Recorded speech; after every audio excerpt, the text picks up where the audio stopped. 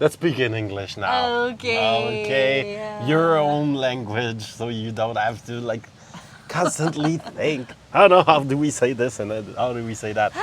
I'll be the one who thinks about like. Yay. I love it when you're the one who thinks. Oh. So our last day in Brazil. Our last day. We're going home tomorrow. Yes, and it was a successful trip. It was. Are you okay? I'm great. Yes. Yes. It was a successful trip. We had fun. We had a list of things that we wanted to do, and we had like a check or a semi-check on all those things we wanted to do. Mm-hmm. Lose a little bit of weight, learn to start the kite. Learn Portuguese. Learn Portuguese. Play a little music. Box. For you, it's learn a martial art. art. And so yeah, we loved it here. We're gonna be back. There was other stuff too. There was other stuff, but sadly it's on my other book. Well, I remember what it was. It was film content. Yeah, that was quite successful. It was also film, like a bank of content. Yeah, strategize content. about content, but turns out we have a pretty good strategy now. You have your channel. Are you okay? Go ahead. No, it's just people need to know that if ever I yawn on camera, it's not because I'm bored. It's just I have a yawning problem. Like once it starts, then I just yawn and I yawn and I yawn and you're not boring me. No, it's okay. They are boring you maybe. So we did some strategy. But not only that, but we started this thing together. Yeah, exactly. We didn't plan on filming together. No, that was not a plan, but it just happened that way because we did both our channels, and then some things we wanted to talk, we were stuck on our individual channel and well, at least on mine. Your little yawning in a glass trick. Quad, the water helps me wake up. So for me, it was like I have some geeky stuff, and then talking about travel didn't sit well with the other type of content that I had. And for you, like sit down and talk about sex, you were like, "Fuck, I don't know what to say." Well, like, I know what to say. I just get some mental blocks. Petruk, I'm in trouble again. It's just sometimes he can go on and talk, and sometimes my motivation and my brain capacity and my I don't know what fluctuates a lot. So sometimes I need like a little boost, a little kick, a little support to get my juices flowing. Are your juices flowing right now? Oh, they're flowing. Oh. Yes. And so yeah, we successful trip. It was fun. I like that we started a thing together. Now I need to even go back. Well, I will start filming the scrum and where I really explain stuff to people. And we liked it here. We have a new home here. We do have a new home here. Yeah. We're coming back in 8 months. So this backdrop that you see, you will see again. Well, actually, interesting stuff. If we come back, no, not if we come back. When we come back, yeah. I would like to improve our setup. Mm-hmm. Right now it's like one camera, the two of us are kind of facing each other, a triangle with our viewers. And next time I'd like to have like two angles and we face each other, maybe a table. It's like kind of with cool. these chairs right here. Or it could be chairs. You can't see them right now, but these two really cool chairs that we're looking at, they're nice, they're white, they're beautiful, they're comfortable. And the tripod is currently sitting on a big pot on them. Yeah. So yeah, we could turn those two chairs around and then face each other like a normal conversation where you're facing each other, and then the cameras, they kind of don't exist. Yeah. And you're a fly on the wall. That's like a nicer setup. And we could hire somebody in town too for content, because right now we're only filming content at home in the morning. And then we go on to live an interesting life that you started doing a few things, but realistically it's a travel vlog per 2 weeks. It's hard to film stuff. Yeah, plus... mean, go ahead, yeah. It's a habit that you have to pick up, like holding your phone all the time and filming stuff all the time and constantly having like the selfie stick and this and that. And I mean, it's cool sometimes, but honestly, I feel weird doing that all the time. I feel like an annoying person, even though people say it's not annoying. I feel like it's annoying. And I see people online, like they're filming so much stuff and it's cool. I like to watch it. And I'd like to do stuff like that, but I'd like someone else to film me. I don't want to film myself. But realistically, when you think of the process that they have to do to film that stuff alone, it's like you have to walk all the way there, my God, it's set so up much your work. camera, then walk back, then walk all the way back there past the camera to have that shot where they're walking towards the thing. Crazy. And then they take the camera, they continue. Okay, they walk all the way there. They set up the camera, walk back, walk all the way there. And that part is like, it's great. They're doing it and good for them.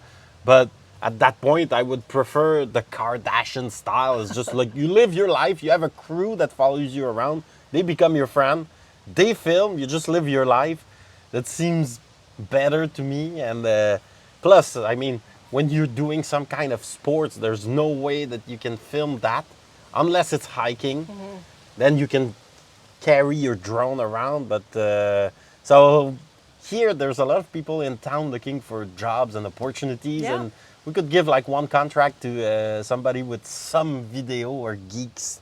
I mean, skills. they're all on Instagram anyways here. Yeah, they have more skills than us Yeah. on Instagram, that's for sure. They have like 8 hours a day of practice. So yeah, like next time it would be cool to improve our little podcast setup and bring people with us in town and guide and like. And by then, yeah. we'll be speaking more Portuguese, hopefully. I mean, I will continue taking classes so that we can do a podcast in Portuguese. Yeah, like- podcast, videos, whatever. Let's write it for our next trip. Yeah. Like start something in Portuguese. That I would love because we do have a podcast in Spanish where we talk about some of the same stuff and some of different stuff. And I love doing it. We were practicing so much Spanish by doing Oh my that. God, it's crazy. Our Spanish will improve. It's Oh so my God. fun. Yeah, It's it is fun. really a cool experience. The first time we tried it, I remember when we stopped the video saying that was the most fun that I had filming something. And we have a girl who's with us, Pamela. She actually works for the Auberge. She's super cool. She's in Mexico now. And she stays online with us so she could help us correct our errors and such in real time, Yeah. which is cool and fun. And yeah, it's great. It's a great way to learn a language. I mean, how else are you going to learn? You got to speak. Yeah, it's very, very cool. Talking about the Auberge, we're gonna go back there in like what 7 to 14 days, depending on us. I'll be there first, and then you come. Where will we be filming content? Because we'll bring the phone and the stuff, but then we arrive there and we have all our equipment, so we have more choices available to It's us. true. You guys are going to see the Auberge. Yeah. So how about we do this thing, but in a few different locations in the Auberge? Absolutely. So I have a small list. Okay. Okay. Well, tell me, where would you film this? I'm sure some are gonna be in the list. Room 35. Oh yeah, the loft. So, room 35 is a very cool space. It's a huge loft. Huge. I wouldn't even call it a loft because it actually was meant to be an artist studio. So back in the day when it was built, it was an artist studio. It's like all the way in the back of the Auberge in this like the corner of one of the buildings. It has like the best view. It's huge, high ceilings, windows all around. The light that goes in there is just incredible. It has a mezzanine. Yeah, mezzanine. A yeah, mezzanine upstairs. I can't correct you. This is your language. I don't maybe. know, but mezzanine is an English word? Well, there's an album of Massive Attack that's called Mezzanine. I don't know. Anyways, so it's a really cool space, and it's been through a few transformations at the Auberge. First, it was artist studio. I don't even know, what was in that room when you first got the Auberge? It was, oh my God, I'll show you pictures. I never saw It was pictures. so ugly. So it was like long broken tables with like yellow chairs, and these like old ass like rideaux curtains, and there's still the like disgusting lights that if you turn on, it's just so The white neon and lights. oh my god. But it was theoretically at first where because a lot of artists would go there and paint the view, and then in the evening they would go to that room, just finishing, touching, like doing their touch-ups.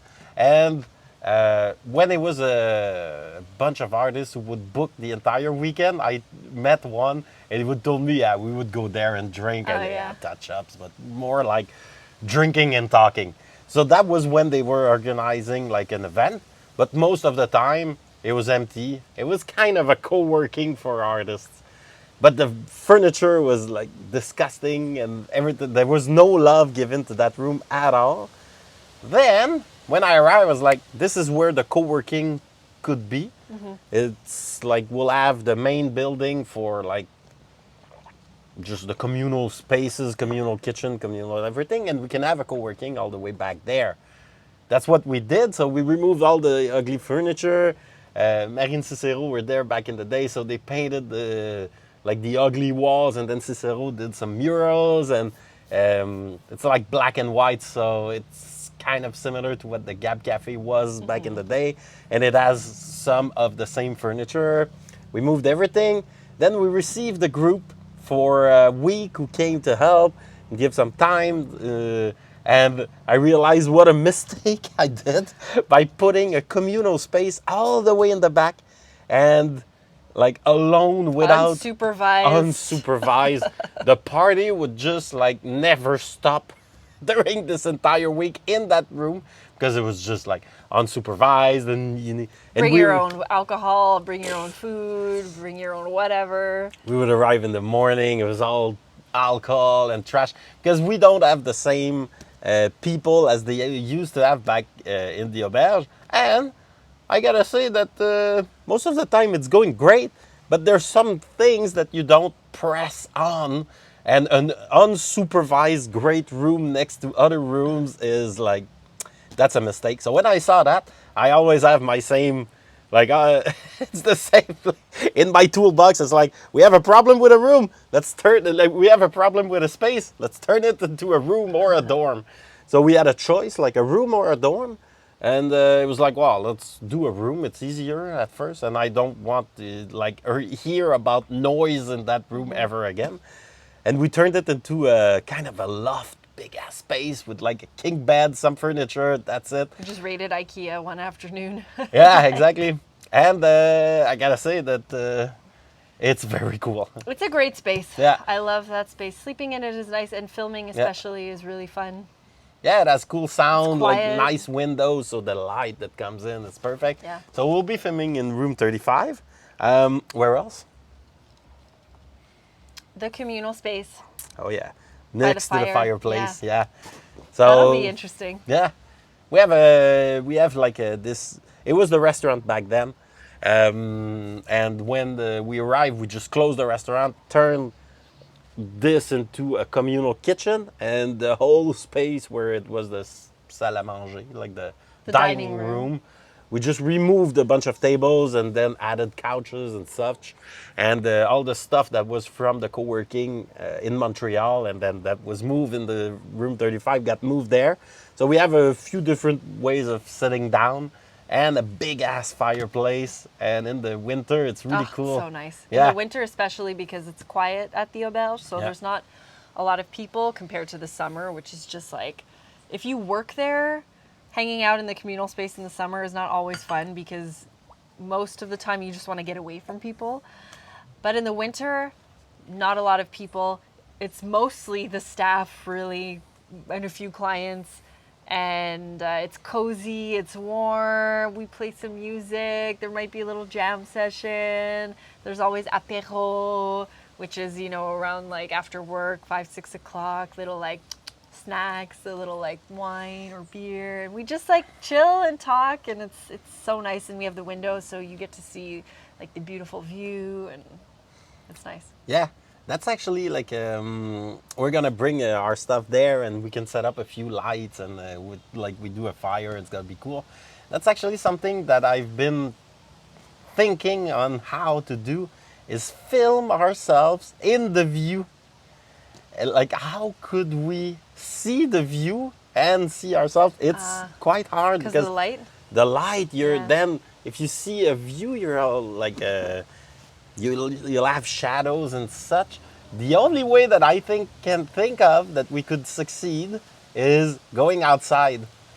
So would you be down to film some content outside with me? You know what? We just ordered some merino wool clothes. Yeah, there So, you go. We'll be properly Yeah. equipped. Absolutely. I think it'll be really fun to show everybody how Charlevoix is in the wintertime, especially at the Auberge. So, yeah. So you down to I'm film some so content? down. So we bring a tripod, these 2 microphones, and we go film outside. Yeah, we could do it by the fire pit. We have a fire pit outside yeah, too, which is like- cool.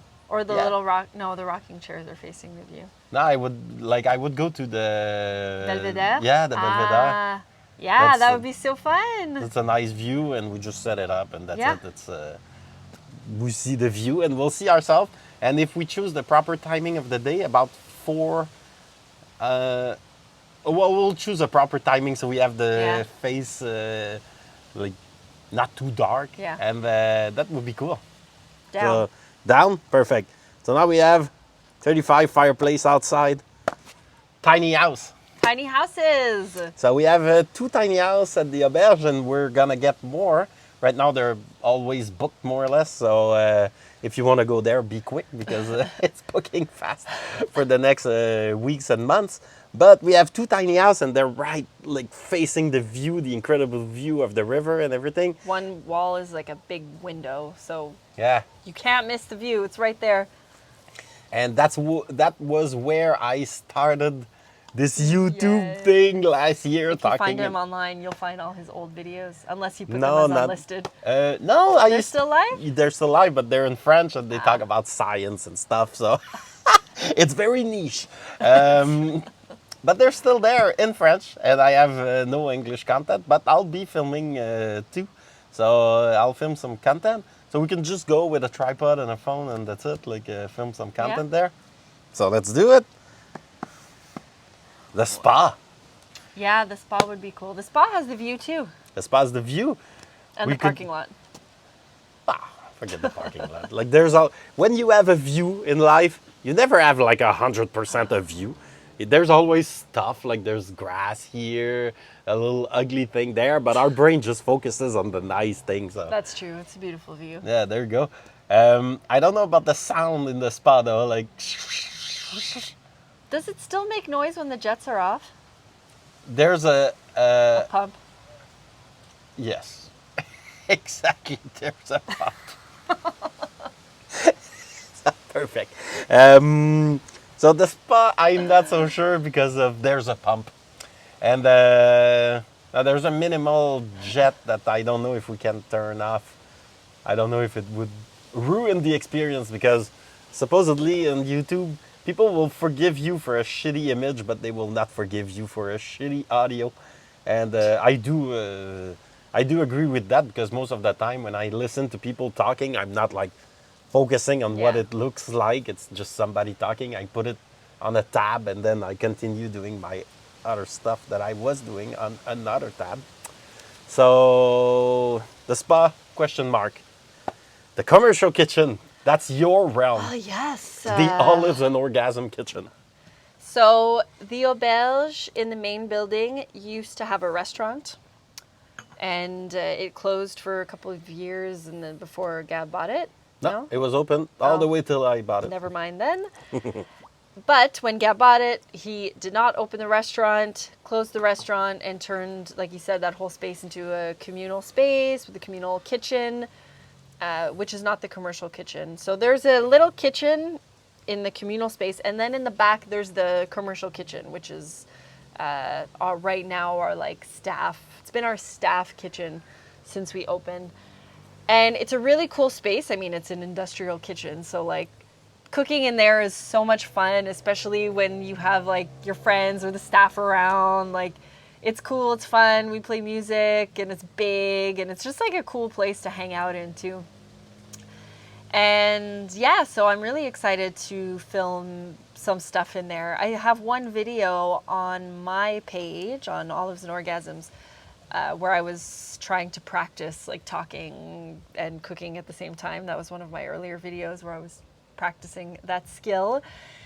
But I feel inspired and ready to get in there and just like have fun with it and show it to you guys, and maybe have some guests, like our staff, if they want to hang out with me while I cook. They will probably be down, but mainly in Spanish. Mainly in Spanish, but that's okay. That's okay, You yeah. get the vibe of the Auberge. All the magic happens in that room, actually. There's a lot of chisme that goes on. That's like the chisme room. So chisme is the Mexican Spanish word for gossip. And I say Mexican Spanish because like Gab and I spent time in Mexico, and most of the workaways that come to the Auberge are from Mexico. So it's always about the chisme. So that's like the gossip room. Yeah, so we can start a camera and tell us about the chisme we don't know, because I get a feeling that they don't tell us the good chisme. For sure. Yeah, but when I poke, there's always like it just spills out. He like, slept oops. with her. Yeah, she slept with him, and now him. she's pissed, and he's like he doesn't know what to do. And that's it. That goes down to my list, except for one place where I'll be filming content. It's the garage. Ah, yeah. But the house. The house, our house. The We have a house. house now next to the Auberge. It's an old 1960 it's old. grandparent house that we're like slowly giving love. Slowly, but it'll get there. But the garage is cool. First garage in Yeah. my life. I never had. Really? Yeah, never had a garage, and I'm very excited by the fact that I'll be emptying my stuff, my ski stuff inside. I'll arrive, open the door, and then, oh my God, this is gonna be so cool because it was always the same. I arrive, I'm in a t-shirt, all wet, and then I have to put on my coat and empty stuff at -20 every time. It was like, oh my God, I wish I had a garage. Now I'm gonna get one, and I think I'll put my office right there. By that window? Yeah, like just all the way in the back by the window, Yeah. and just like small thing, and I'll be good there.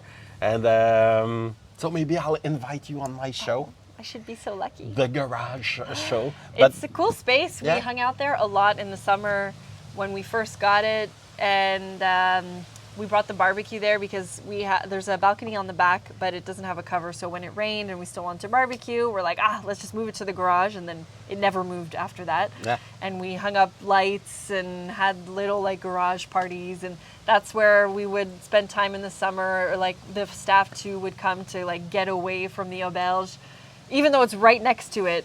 But it's felt like we were like, oh, we're going to the house tonight. We're going to the garage. It felt like a very far away place from the Auberge to get some space. It was like when the Auberge is full, there's like, what, 100 to 200 people? Yeah, it's crazy. That's a lot of people. So when you're just like remote, and then the way the house is built, it gives you like kind of a structure protecting you. But when they walk to the dépanneur, they just go in front of the house like, hey, is this where you live? Yeah. Don't talk to me. I have enough talking for this day. And so you can film at the house too, like in the small kitchen there? Yeah, I'll be filming from there, and the big kitchen too, Cool. for sure. So are you excited to go back home now? I am excited. Like I said, the change of scenery, the change of people. Like, I'm a nomad, so, you know, even though I love it here and I'm very sad to leave, and going back home might be a little bit tough, I know that the change will be good for me. Just because it'll also give me a reason to miss it here, you know, and to look forward to coming back. And yeah, and like, who knows where the next adventure is going to be. Yeah, well, Montreal In 2 days. in 2 days. Should we record something in our small apartment in the Myland? Absolutely. So let's do it. Absolutely. You guys will see our place in Montreal too. Les appartements corridors du plateau. Yes. Corridors apartment. It's a very typical Montreal apartment. Yeah. So once you see what our place looks like, pretty much every apartment in Montreal looks like that. Especially in the plateau. And in the Verdun. And in Verdun, yeah, like most of the apartments that were built for French people, it was like Yeah. a long corridor, and back then they would live like an entire family from grandparents Yeah. to parents to children, like all in this little small apartment. Not that small for us, but That if- place needs love too. well, we'll give it a bit of love, but if it was like we don't own it, so if we did own it, I would tear down walls. Oh my Yeah. God. Just like remove, like we have 3 rooms, it's so many rooms. I would tear down a few walls and just like have 2 rooms, let's say. That's enough. And then like a big space, which is what we don't have. But we can turn the couch around and do something Yeah, nice. yeah, we'll make it cool. So next time we talk to you guys, we'll be in Montreal, and that's it. That's it. Thanks for hanging out with us in Brazil. Yeah, thanks very much, and let's talk in Montreal. All right. Bye.